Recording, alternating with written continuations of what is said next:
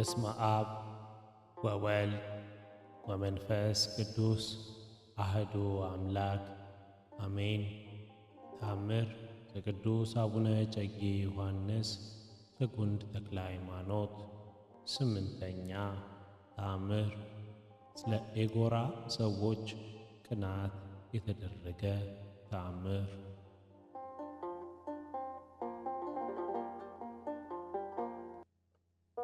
ጸሎቱና በረከቱ በሕዝበ ክርስቲያን ላይ በነፍሳተ ሙታን ላይ ይሁንና አባታችን ዮሐንስ በእውነት ያደረገው ተአምር ይህ ነው።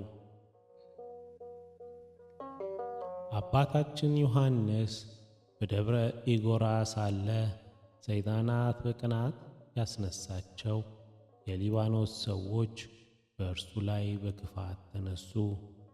በቅዝቃዜና በረሃብ በውሃ አዘቅት ውስጥ ቆሞ ወደ እግዚአብሔር ሲጸልይና ሲለምን ሊወግሩት ድንጋይ ይዘው መጡበት። ሊገድሉትም ወደዱ። አባታችን ሳያያቸው ነገራቸውን በመንፈስ ቅዱስ አውቆ ተናገራቸው። እንዲህም አላቸው፣ እኔ በበረሃ የምኖር ስሆን ወደዚህ መጣችሁ።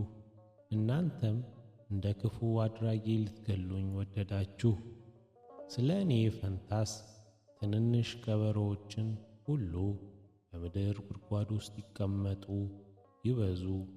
ምድራችሁ ዙሪያ አይጦች የተመላ ይሁን። እነዚህ ትጣሏችሁ። ከዛሬ ጀምሮ ልትገድሉኝ ወደዳችሁ።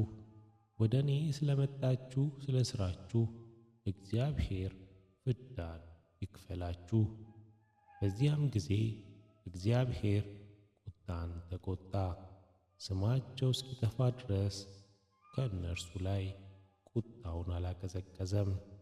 እንደ ምድር ትቢያ አመድ አደረጋቸው።